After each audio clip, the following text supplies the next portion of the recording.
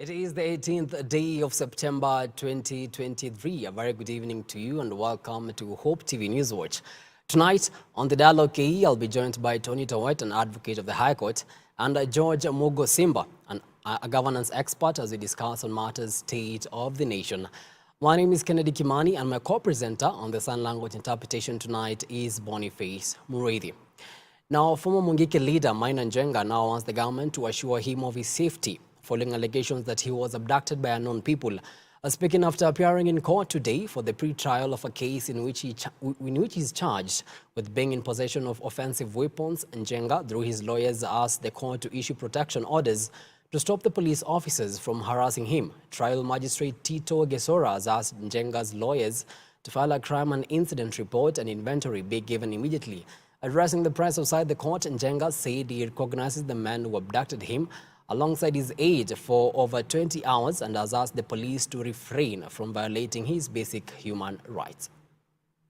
Suffice it to say that no one should be treated or subjected to inhuman and degrading treatment. And if at the end of the day it is demonstrated that there was such treatment and it impacted on the due process and the trial, this trial, then it will definitely, you will know that it will definitely count towards what kind of decision I will make at the end of the day. Police officers who are supposed to abide by the constitution and by the law, they abduct an individual, a Kenyan, not necessarily Mr. Maina Njenga, a Kenyan. They blindfold you. We know them very much, and we would urge people to know that the abduction was not done by people we don't know. We know them very much. Actually, we hope that everything that has gone wrong is going to be rectified.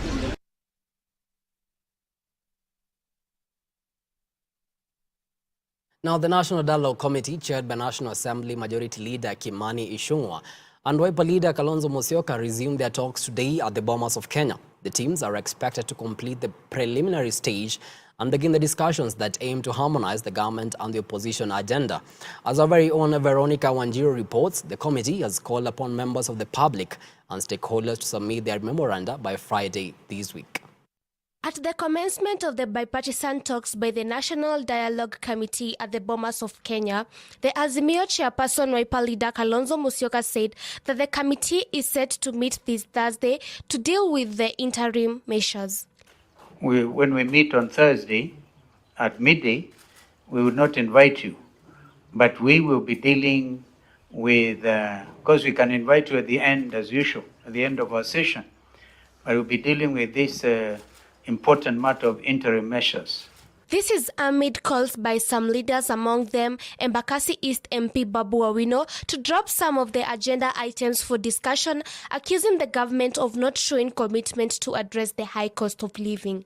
Speaking to the press, Kenya Kwanza chairperson Kimani Ichung'wah urged members of the public to keep sending their memorandum on matters on the table up to Friday this week to encourage public participation. We had invited public memoranda, and we have resolved that we will leave this process open up to this Friday, 22nd of September. That will be the last day that we expect to receive memoranda. Concurrently, this Friday, 22nd of September, we shall be engaging with identified stakeholders. Kalonzo emphasized that during their talks, they will look into matters such as the cost of living, recognizing the prevalent negativity surrounding the issue. The difficult issue of the high cost of living, we will deal with it as an interim measure. How do we look at it? So that, again, I know that there will be probably memoranda. Ichung'wah has meanwhile revealed that various stakeholders, including IEBC, Secretariat, the IEBC Selection and Working Group on Two-Thirds Gender Rule, among others, should appear in court by the 29th of September. We had invited public memoranda, and we have resolved that we will leave this process open up to this Friday, 22nd of September. That will be the last day that we expect to receive memoranda. Concurrently, this Friday, 22nd of September, we shall be engaging with identified stakeholders, beginning with those who have already submitted their memoranda to be able to appear before this dialogue committee. The National Dialogue Committee has opened a forum for public participation that will be tabled for discussion for the committee to streamline national issues. Veronica Wanjiru, Hope TV News Watch. Thank you, Veronica, for that story. President William Ruto arrived in New York City in the U.S. ahead of the United Nations General Assembly. While in the U.S., President Ruto has visited the Swahili Village in New Jersey, an enterprise run by a Kenyan businessman, Kevin Onyona. The head of state said that witnessing the success of thriving Kenyans abroad propels the government's resolve to intensify foreign relation efforts aimed at broadening opportunities for Kenyans daring abroad. We're very proud as Kenyans, and I'm very proud as a Kenyan leader that you've come all the way, you've hustled your way into this great investment. And we've come here to celebrate what you're doing, and you're doing it very well. The food is awesome. The ambience is on another level. So congratulations. I know many other people from many nationalities, people in this great country in America will enjoy the cuisine here, the services of this great Swahili restaurant. And I was particularly thrilled to see that you have kept the tradition, the style of the food. It felt like we were in Nairobi in a flash. Away from that, and Interior Cabinet Secretary Kithure Kindiki has said that the government will go hard in the fight against terrorism. Speaking today during the operationalization of Kotuli sub-county in Wajir County, CS Kindiki said that the government does not condone extrajudicial killings, as such killings are not only legal but a violation of the Constitution and other international laws. Kindiki has at the same time said that the government will go out of its way to facilitate security officers to execute their mandate in protecting citizens and their property by availing modern equipment to protect them against armed criminals and combat complex security challenges. Na hao magaidi wamekuwa wajeuri kidogo, lakini nataka niseme vile tumeangamiza wale wezi wa mifugo ambao walikuwa wanaangamiza watu kule kaskazini mwa Rift Valley, hivyo ndio tutaangamiza hawa magaidi ambao wanaangamiza watu wetu hapa Wajir na Garissa na Mandera na Lamu. Nataka mahali walipo wasikize. Tumeamua vita dhidi ya Al-Shabaab, na mimi nataka niwahakikishie wananchi wa Wajir, wananchi wa Kenya, serikali hii itashinda vita dhidi ya Al-Shabaab. Haijalishi itagharimu kiasi gani. Na mimi vile mumeona mwaka uliopita kama miezi 6 mimi nilikuwa nimekwama huko bonde la Ufa la kaskazini. Na kwa sababu wale magaidi ambao walikuwa wanaangamiza watu kule wamepungua, na wenzangu wanaendelea kukabiliana na wale wachache wamebaki huko, mimi sasa nimehamia huku kaskazini mwa Kenya ili tupambane na hawa magaidi wa Al-Shabaab. Now, in a bid to foster the spreading of the gospel of Jesus Christ, Hope Media has today launched a new campaign dubbed Rafiki Mso Campaign. According to CITAM presiding Bishop Reverend Kalisto Odede, the fundraising campaign is calling on the listeners of Hope FM as well as the viewers of Hope TV to partner with Hope Media with a cash donation of 100 shillings to enable Hope Media reach one soul with the gospel of Jesus Christ and the message of hope. The campaign will run until December this year with 2 breaks in every month. At least 300 people have so far dedicated their lives to Jesus Christ through Hope FM this year after hearing the message of the cross. Many more can be reached with your donation of 100 shillings, which can be sent to paybill number 933933, account Friends of Hope. So when I look at Hope Media, I see it as a rescue house that's actually reaching out to pick up people who are being bombarded by all kinds of cults and occults and rescuing them and bringing them hope. TV programs that are being presented by Hope, you don't have to chase the children away because of a program that you're watching. I know individuals who are in Qatar, individuals who have been serving in some Middle East countries where they cannot have a church or they do not have a church. And Hope Media is their church. That this project and program that we are now running is to invite us all to be part and parcel of taking Hope Media to where it should be, through our contribution, through our resources, through our support. And every little contribution that we give through this program matters. Now to more stories of hope, ardent Hope FM listener Pastor John Kimemia has called upon believers in Kenya and beyond to listen to Hope FM and watch Hope TV for their wholesome programs which are transforming the lives of many people. His call comes as Hope Media launched the hashtag Rafiki Mso, 100 for 1 fundraising campaign which is calling on its esteemed listeners and viewers to partner with them by donating 100 shillings to enable the Hope FM and Hope TV to reach more people with the gospel of Jesus Christ. Our very own Grace Ahati with the details. Zaliwa tarehe 19 January 1937. Pastor John Kimemia, an ardent listener of Hope FM, has urged individuals to listen to Hope FM and also watch Hope TV programs to get spiritual nourishment and transformation. Speaking exclusively to Hope TV, Pastor Kimemia said the Christian media stations have continued to impact the lives of many and has pointed many to the direction of God's saving grace. Ile kitu ningemwambia wale ambaye pengine wanatazama na wengine, kuna wengine ambaye hawajajua kata kauli, wasikise station gani, wafungulie Hope. Kuna utulivu wa aina fulani,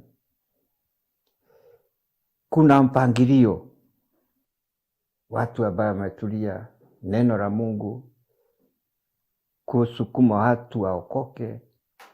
Hiyo tu ndio inatakiwa, watu waokoke, watu wafuate Mungu. Ukiwa ukikata shauri unafuata Mungu, watakufuata Mungu peke yake. While narrating his story, the long-serving friend of Hope explained how he felt encouraged to do something for God after listening to the radio station at home. Ilikuwa kila siku lazima niangalie TV na sikufungulia station nyingine, hiyo tu. Ikawa sasa pia naye nikakaa hivi nikaanza kufikiria, nikaona nifanyie nini Mungu? Nifanyie nini Mungu? Na pia amenisaidia.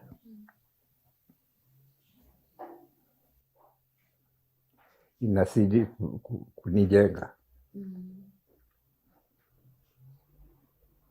Kila wakati nilikuwa nikifungulia TV, wale watu wanakuja kwa hiyo mahubiri. Ikawa sasa nimeamua hiyo ndio station yangu.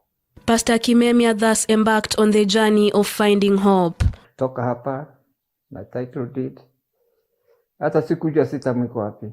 Nipika kwa basi, nilijua tu iko huko hapo, lakini sikujua ni wapi. Nilienda tu nikiomba Mungu, lakini nilifika. Na nilipofika nikaona sasa nimefika. Nikafurahi sana. Nikatoa machozi hapo, nikapeana title deed. Na nikawaambia, nikawanenia, nikawaambia mimi nimekuja hapa. Na hata mkiniona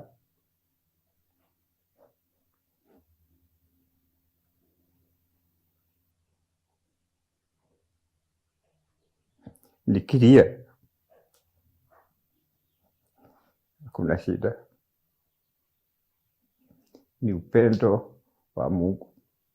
Pastor Kimemia's story is a representation of the many who have found hope through Hope Media, which is now calling on you, our esteemed listener and viewer, to take part in the Rafiki Mso campaign.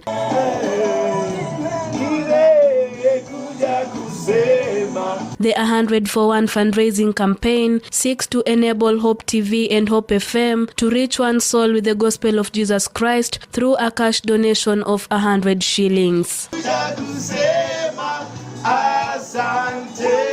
Reporting for Hope TV Newswatch, I'm Grace Ahati. Thank you so much, Grace, for that story. Now, that story by Grace takes us to a fast break here on Newswatch. But after the break, we still have the sports news and, of course, the Dialogue K. Stick around.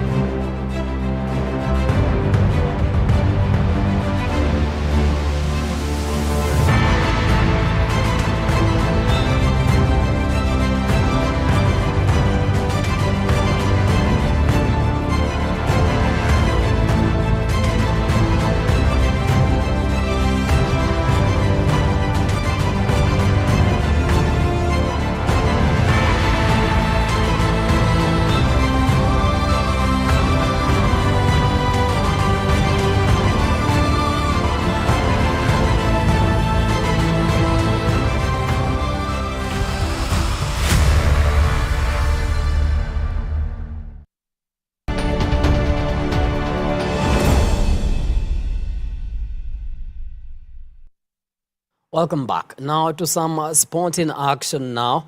The national women's soccer team, Harambee Starlets, is this Friday set to face off with their Cameroon counterpart in Yaoundé. The game marks the first round of qualifiers for the 2024 Africa Women's Cup of Nations. The team's head coach, Beldine Odemba, who previously led the under-17 women's team, has exuded confidence in her squad's ability to secure a victory. Adding to the excitement, Essie Akida is making her comeback to the national team after a 4-year absence. Mazoezi yamekuwa mazuri.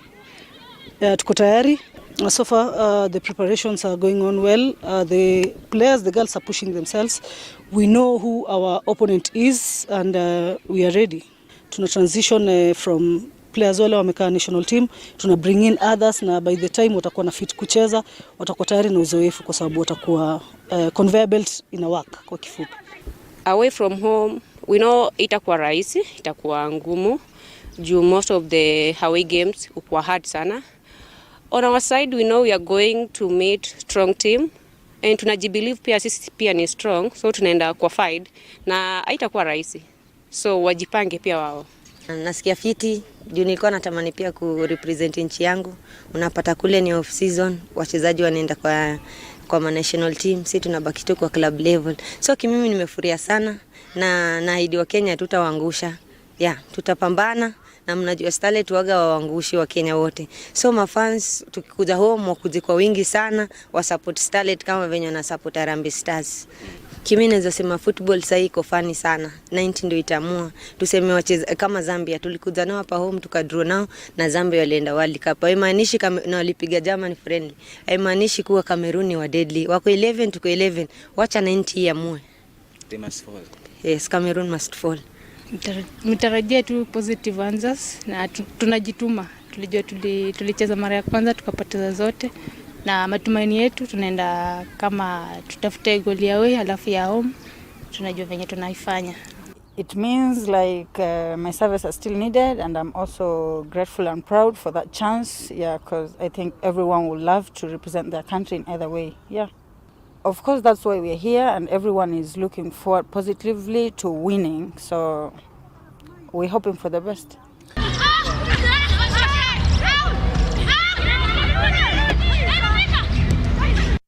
Moving on, and Hanif Tayyibji emerged victorious with a remarkable score of 75 goals at the 14th leg of the 2023 NCBA Golf Series, hosted at Sigona Golf Club. Competing in a field of 266 golfers, the handicapped two-player displayed exceptional skill and determination to clinch the overall title of the final Kenyan qualifier event of the Golf Series.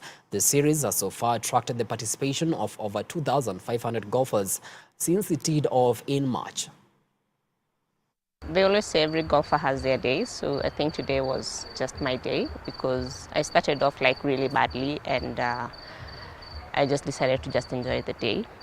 And but for some reason today my driver was working. I have a new driver, so my driver was working.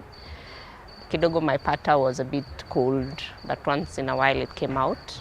So I just had a good swing and I played by the moment. I had a good 4-ball and I enjoyed. So I teed off at around 11:22. By that point, the weather was a bit favorable. It wasn't very cold, it wasn't very hot, so it was good weather. For me, it was good weather.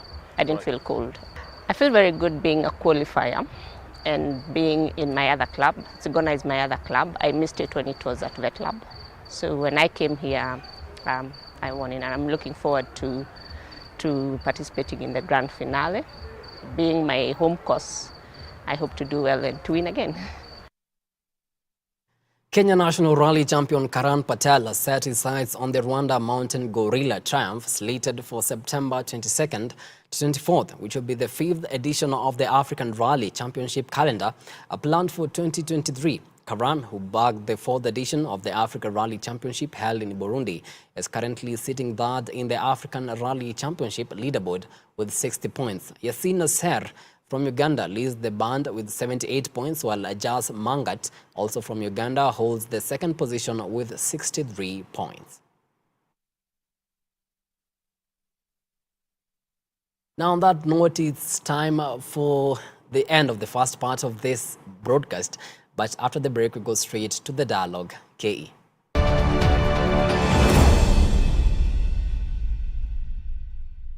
So this parent calls me, sits after service and says, "Young man, you do not know what you've done," because it tells me that my son comes and tells me that, "Dad, I have also been struggling with ABCD.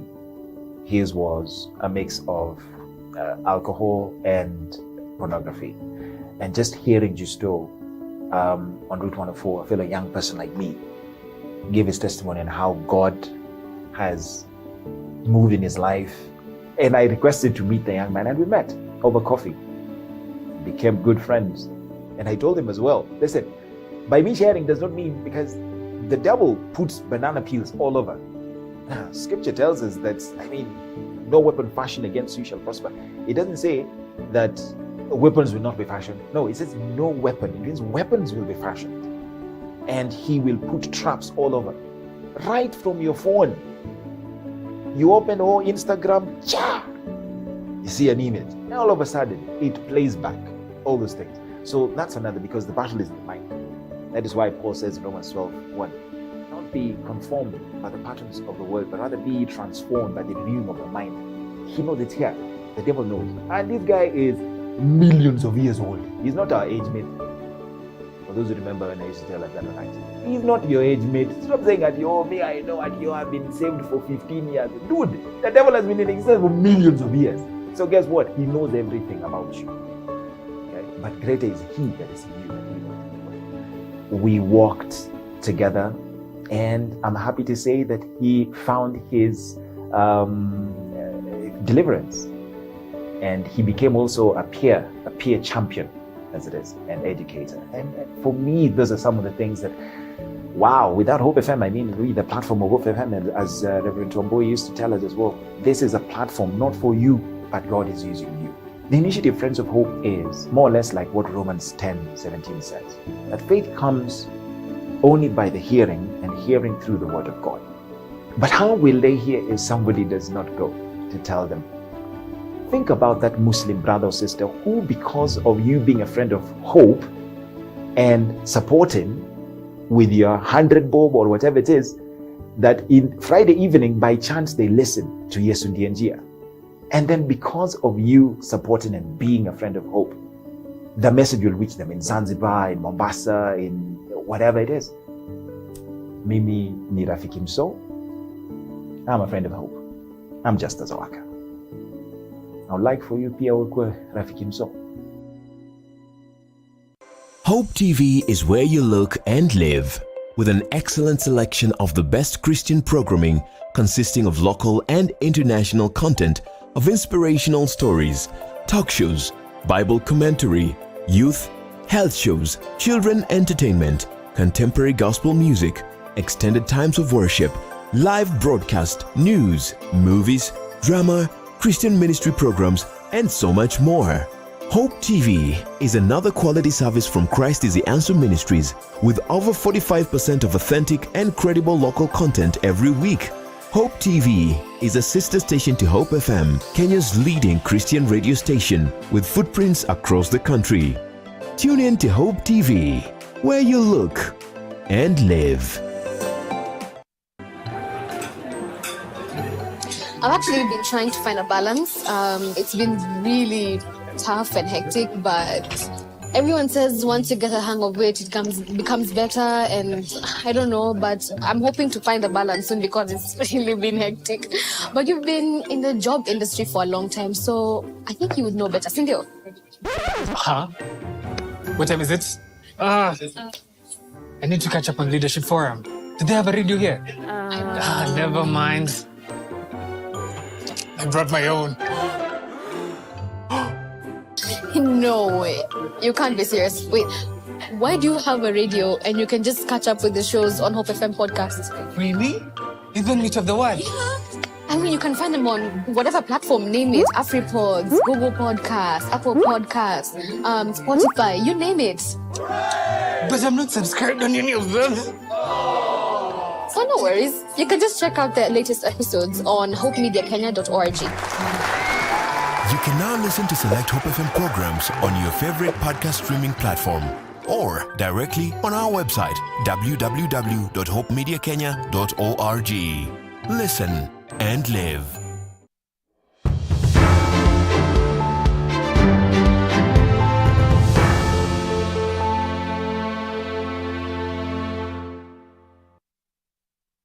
Welcome to the Dialogue KE.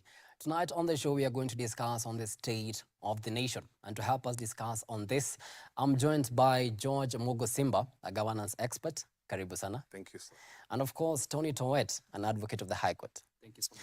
I'm sure, gentlemen, you've heard of the remarks by Trade CS Moses Kuria about the issue on fuel, telling Kenyans that they need to drill their own oil wells. I mean, let me begin with you. Yes. Your remarks on that. Yes. Now, maybe I just give a small twist to it, yeah? And just a personal experience, yeah? Last year, I ran for MP, Kajiado North MP seat, but I didn't manage because of party politics and things like that. But because I believe in God, and of course, I do my things based on scripture directed, right? So I was asking God, or rather, I asked God, what can we be able to do as a solution for this country to sort out, number one, the debt crisis and the economy crisis. And what came to my heart was a dream, you know? I had a dream. And in the dream, I saw William. And William is the head of state. I saw him, he was in State House, and surrounding him were 12 men with white hair and 7 men with black hair, young men. Then he was lifted up and taken to the northwestern basin, or northwestern side of the country. And there was a very, very long river, and his heel touched the center of the river, and it turned black. That was the beginning of this year, around January, February. I actually documented it. I did a podcast on the same. Then he was lifted up and taken to the western basin. And there was this rugged house. This is in the dream. There was this rugged house. In the rugged house, there was, at the center, there was an apex which was yellow and brown in color. So I asked God, what does this mean? And then I was directed to the scripture in 2 Kings chapter 4, verse 1 to 7, where he talks about that woman who had debt, right? He had two sons, and then she had debt, right? So she went to the man of God, that's Elisha, and asked Elisha what a solution. And Elisha told her, what do you have? She said, I have a jar of oil, all right? So Elisha said, go and take that jar of oil, then go and collect empty jars, start filling, all right? Then when they are all full, sell the oil, use the money to pay the debt, and whatever remains, you can live on it. That was, and God was directing me, or rather reflecting that as the country The country represents that woman who has got, the husband had died. And if you look at our situation, look at the first president gone, second gone, third gone. And we've been left in debt, a lot of debt. So what is the solution? Maybe Kuria has an idea. So I would probably not brush him off per se, but I would want to look at it with a baby kind of I think that Kenyans are really suffering right now. And the government came into power, you know, with the slogan hustler narrative, you know, bottom up. Yeah. And, you know, the government should give Kenyans hope. Yeah. But when the CS tells Kenyans to drill their own wells, yeah. I mean, what does that mean? Personally, I think that was overboard.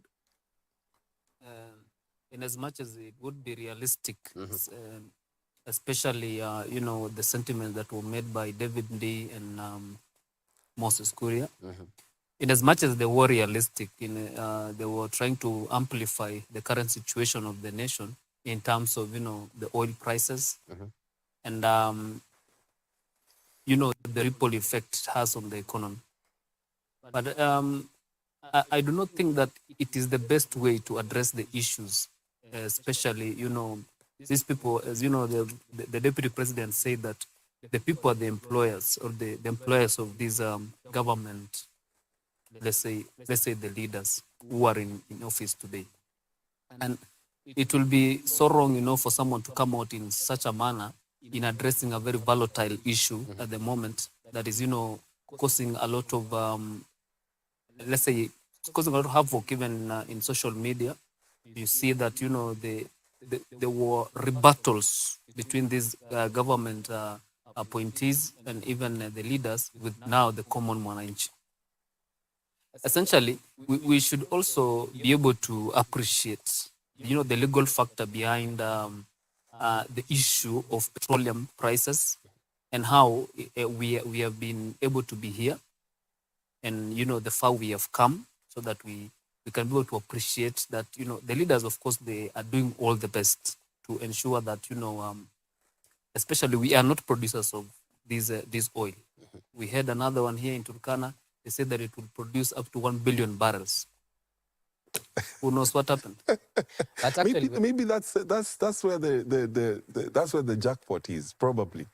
Maybe Kuria was speaking from that perspective. It has never been actioned. You know, one thing about our laws, you know, they have been skewed in a way that it's supposed to help the common mwananchi. Kena said the hustlers who actually made this government a reality. Yeah. And I would believe in the goodness of time. Yeah. These laws, if they're applied in the way they were intended to be, then they could actually, you know, help. Yeah. But essentially, the citizens should, or the population, or Kenyans should understand, you know, the exigencies and the dynamics of petroleum products. And, you know, the pricing. You know, there are laws that, you know, have been written, coded laws that, you know, manage this scenario as a whole. Actually, what the CS said is that it's only going to get worse. He actually tweeted on X that the prices of fuel are going to increase by 10 shillings each and every month up to February. I mean, where is the hope that Kenyans, the many hustlers... From my perspective as a governance expert, I look at all this from a governance structure. Like, for example, I run an institution, okay? And that's a form of let me say, state of some sort, for lack of a better word, all right? And we have structures. We have put structures. We have management structures. It's an institution. It's a school institution. We have teachers. We have parents. We have pupils. We have suppliers. We have subordinate staff. And we have management. How everything runs smoothly is dependent on how the structures are, how the policies have been put and how they're being implemented. So take that and then post it now into government. How is the government being run? How is it? What are the structures? Are the structures working? You see, for example, and I know we'll probably talk about it. Right now, there is a bipartisan talks. They just resumed today, correct? But then was it August 23rd? The DP comes and says, brushes it off. All right? So you ask yourself, where is the mismatch? Then you realize that the problem is actually, it's not even the issue of the economy per se, it's the governance structure. The governance structure. Badilisha. We change that, we fix things up. It was actually the opposition gave the Ruto's administration a D-. The 1 year they've been in government. They have said it's an year of disaster. Yes. You know, all the D that you can mention about. Yes. And you're talking about the structure. Yes. So does it mean that there's a failure of the government so far? Let me say it. Let me say this. Yeah, I have a master's in mass communication from Daystar University, and I did, when I was doing my thesis, one of the things that I looked at was how we can be able to improve the governance, all right, or rather the governing structures in our country. And God put an idea in my heart whereby we would, you see right now we have, and maybe Wakili can correct me if I'm wrong, we have democracy, all right, majority rule, and we have theocracy, okay? Because I studied all of them, monarchy, dynasty, etc., all right? So I came to a conclusion that what if we take democracy and we take theocracy? Because look at all our public functions. They have to start with a religious leader, all right? All of them. Before we go on, okay, I would like to depart from your argument. Okay. That, you know, democracy as is has been, you know, a working progress. Yes. Theocracy, you know, we have experienced theocracy in the early days.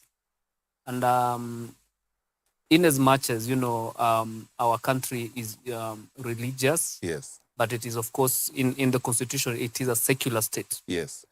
So let me finish my point. All right. So we take democracy, we take theocracy, and fuse them together. I happen to have, I have many things. I'm an engineer by profession. I mean, I went to Moi University and I studied electrical engineering. And one of the things that you're told is, we learned is, come up with solutions.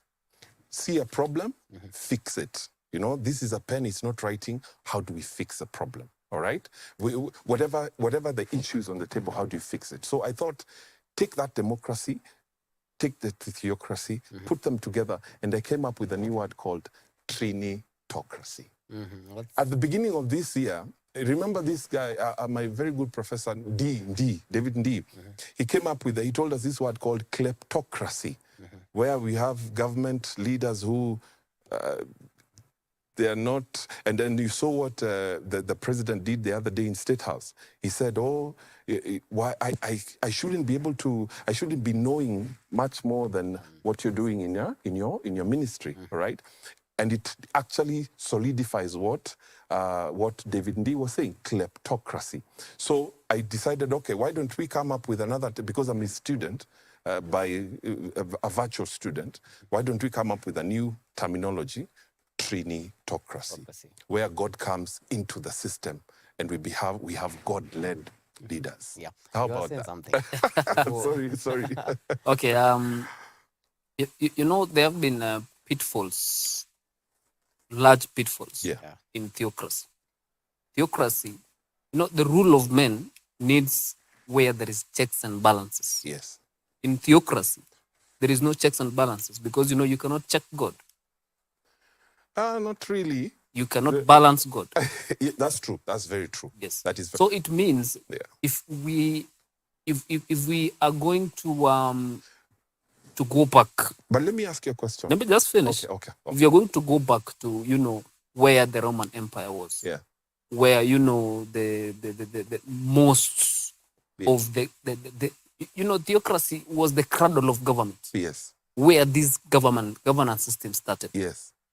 You know, when you propose a U-turn from where we are. That is extreme, Wakili. No, I understand. That's why I'm trying to come to where you are. Okay. Where you want us now to fuse the democracy with theocracy. Can I give you a very good example? Bishop Oginde. He was a bishop here, right? But he's in government. How do you explain that?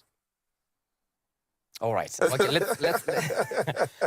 There's been a lot of blame games. The Kenya Kwanza government is blaming the quote-unquote handshake government for the crisis that we are in right now. Yeah. You know, I remember they came saying that they met empty coffers. Yeah. But now they've been in office for 1 year.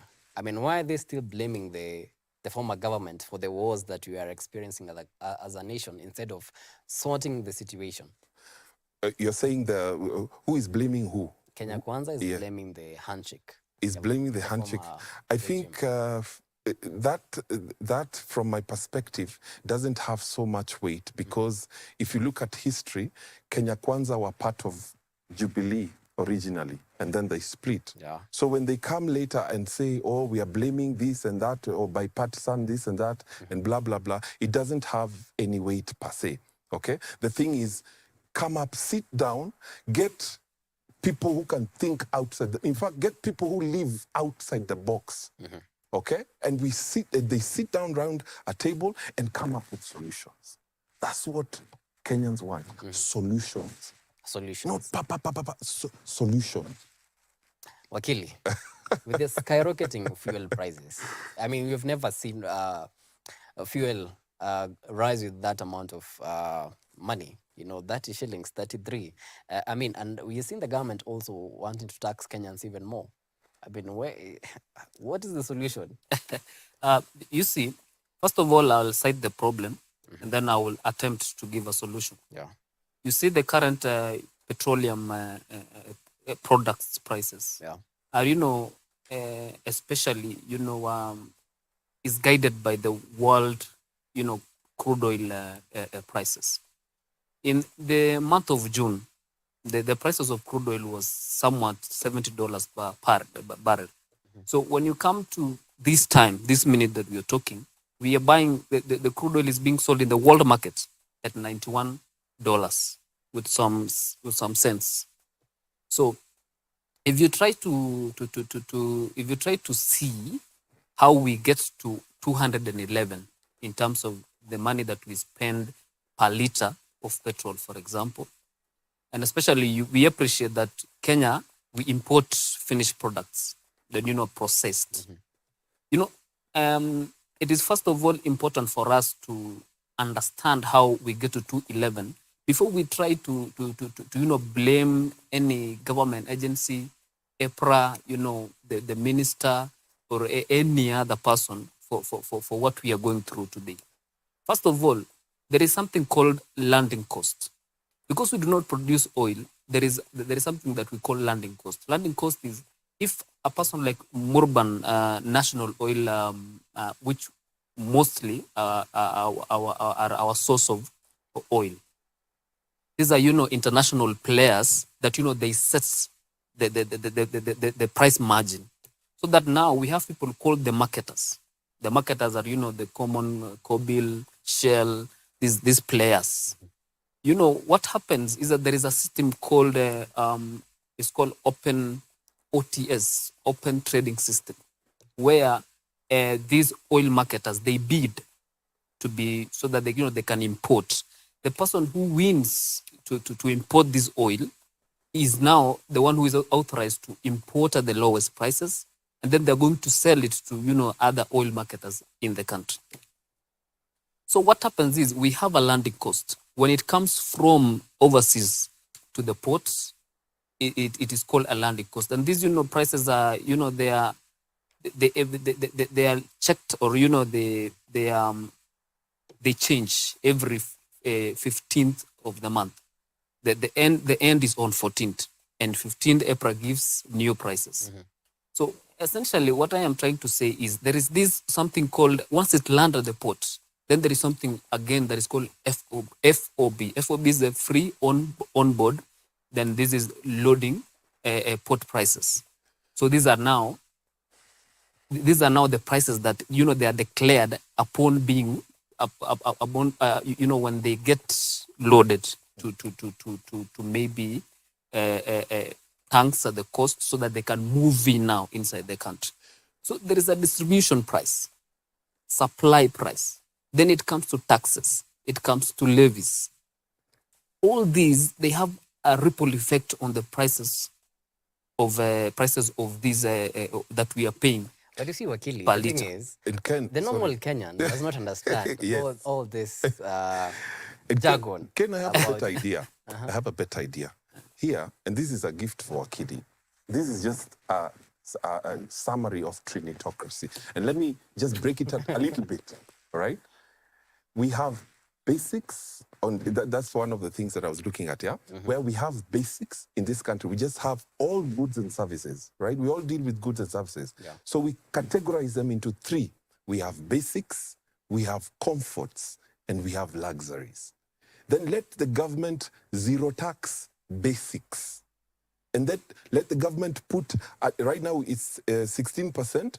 The CS wanted to take it up to 18. I don't know if it's still there. So we'll scrap that, remove that. Put the comforts at 12%. And then the luxuries at 24%. I tested it. I did a simulation of that. So for example, look at even this housing levy. I saw the way the PS was sweating that day. Yet it was something very simple. I happened to have gone to Parliament that day. The CS was presenting the budget, all right? And I presented to him, I thought, if you have if you see a house, you see the way the house is built, we have different parts of the house. We have stones, we have windows, we have metal, we have cement, all right? Out of that, classify and say, okay, let this stone be a basic and the cement be a basic, but the tap be a comfort or a luxury. So tax the tap, but don't tax the stone. Control the price of the stone. Because actually, what we are seeing with the government, Yeah. whatever problem they find, Yeah. the solution is to increase taxes. And Is that's it going wrong. to work? No, it won't work. It won't work. Wakili, do you think that is going to work? I do not think that overtaxing will work. But I also feel that, the previous governments, they went all in to overborrowing. We, first of all, did not have commercial debt in Kenya when Moi left. Moi left, Kibaki came. Then we were just not dealing with these debts that sometimes would be given ownership, and such stuff. But now we are in a commercial debt. A commercial debt, that if you do not pay, it has dire consequences. Dire consequences, like, Sri Lanka now, they do not have control of their ports. Reason being, the Chinese government has taken it over so that it can be able to recuperate the monies the loan that they gave out to the country. The main reason why the country is now taxing people is to be able, to meet its recurrent expenditure, which is everyday ballooning, because we are, as Kenyans, we are overrepresented. We are overrepresented because the devolution came in was good. It's a very good point. That's a very good point. We saw the story of CSs. Yes. You know, it's the government that Yes. is employing all these people.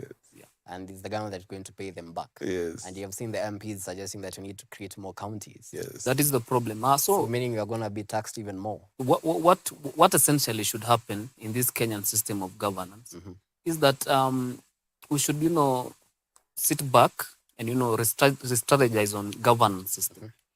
How are we going to make, counties less? Like, we should have 8 counties in Kenya. We should not have 47 counties. It's a lot. It's covered there. So these 8 counties, we should elevate, the previous provinces should come to be counties. Yes. So that the counties that we have should be constituencies. Yes. So that the constituencies we have become the wards. Yes. That is how we are going to Beautiful point. to compress the wage bill in a way that we get off so many people who are doing, there is something called duplicity of functions that is happening in the country. And in as much as we want jobs for people, also the 2/3 gender rule, which is of course a very good thing, we need to, repress, we need to press the wage bill by, getting out people who do not play an active role in governance. Yes. So George, I mean, many Kenyans are really suffering, and considering that the fuel prices have gone up, the bus fare is going to go up. I mean, food prices, everything. And this is the government that came with a lot of hope for the normal Kenyan, the Mama Mboga, the Boda Boda guys. If you met the president right now, I mean, what solution can you give him on the situation that we are in right now as a country? Right now, Ken, and it's good you've mentioned that. You see what is happening at Bomas. That's where the solutions can come from. But There's then, a lot of politics in yes, that. but then we have to have a genuine political will, all right, to support that. Because let me give you just a reflection. You see what is happening in Bomas, On February 28th, and actually did some research, on February 28th, 2008, just after the post-election violence, what happened? The president then, Kibaki, and the prime minister, what did they do? They came up with the Kenya National Dialogue and Reconciliation Committee, right? And they came up with 6 points, all right? 15 years later, that's what they're doing at Bomas. So you see, it's a cyclic thing. But then now, what do we do? And these guys are the same old guard. Look at us, new generation, except me who has got some white hair. But maybe you have died. But we are new generation, all right? Which means, if I look at it from scripture perspective, we have new wine. We have new ideas, fresh ideas, all right? Right now, there's a friend of mine, not a colleague, he's one of my employees, all right? He came the other day and showed me a video that he made on the streets, okay? The video was it's a clip he put on TikTok, 1 minute. And then it got 1.9 million views over a period of 2 weeks. He showed me the M-Pesa message. He was sent 54,000. New ideas, you get? And you find this old guard, unakuta mtu amekaa, they're just seated at home. They know the normal ways of, let's do this, let's do this, let's do that. And I'm not belittling what they're doing at Bomas. It's very good. But let's inject fresh blood. Fresh blood, fresh ideas. The bipartisan talks. In the bipartisan talk, we just use that. Because I don't understand why, and I'm not disrespecting, with all due respect, I'm not belittling what the government is doing and what William is doing, but I feel in my heart that the solutions are in this country. They're right here. We just need to open our eyes. We don't need to go to the West. We don't need to go to China. We don't need to go to Britain. It's right here. Bipartisan talks. Yes, right here. Wakili, solution to all these problems we're experiencing in terms of the economy? Yeah, first of all, I think Mr. Simba should start, referring to the president as His Excellency, the President, sorry. William Ruto. All right. So that, we can be on the same page. Thank you. And the next thing that, the main solution that we should, first of all, employ, the president should do, is he should get rid of some characters who I think governance and leadership is not really ingrained in them. D minus. No, I cannot drop names, but if, everyone can see that in as much as we would want, from where I come from, when you want to draw blood from an animal, you do not go to the eyes and you draw it. There's something that you cover it first, and then you draw the blood. Yes. So that's as an analogy to mean that, in as much as you would want to be very truthful to the people, you are not supposed to step on them. You are supposed to, explain this in a way or, do things in a way that especially would, boost their morale in continuing to contribute to the national good in a way that is going to encourage them to also come out and be able to get involved in these ways of solving the current miasma of confusion. But most especially, the way we are going to wade out of this problem is only one. There is an idea in Kenya where people oppose anything. Anything that comes, they criticize and oppose. In as much as, people are trying. David D is a good person who has, tried to make sense out of the political quagmire that we are in. Aside from everything that, is making the headlines today, I believe is a great mind. Even Moses Kuria, I believe, is a great mind. But we need to tone down a bit and be able to be realistic on the ways that we are going to solve this problem. So what is that one thing? There is that one thing only that the president has done. Let us go back to our means of production. Let us go back to produce more. Let us go back, to let us embrace ingenuity. Let us, create production factors, like let us go into manufacturing. Let us go into, let us not be consumers of what the world has. We are the ones who are importing, running up and down. We import coffee just for it to be sold back to us at a very exorbitant prices. We export tea just for it to be sold back to us at exorbitant prices. Raw materials, there is something that, the president was trying to say, that we produce mineral ores in the country and in Africa. Why do we need to export these mineral ore? Why do we need to export this petroleum, the crude oil, so that we can be sold, products that we can be able to produce as ourselves and sell it ourselves at prices that, are being sold in Saudi Arabia? People there, they buy oil very cheap. Even owning a car there. Do you think going electric is the other solution? Our problems. Yeah, going green is a good thing. Wakili, can I challenge your point? Yeah, with all due respect, I like that point. Very good. We go back to manufacturing. However, look at Sudan. Sudan, they have gold, they have oil, but they're fighting. What's the problem? Is it what they're producing, or is it the people themselves?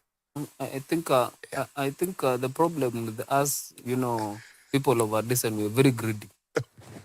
Very greedy, because if today, Ken, you have 2 vehicles, yes, or maybe for you and your wife, and then now you get this opportunity and you want to have 6 cars, your wife 6 cars, you want now to give, your small kid, it is a good thing. Yes. Yeah, these are athletes.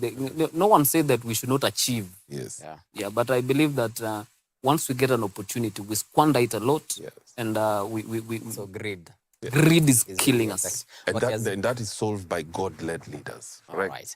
As we conclude about the bipartisan talks, I just want to get your views on this.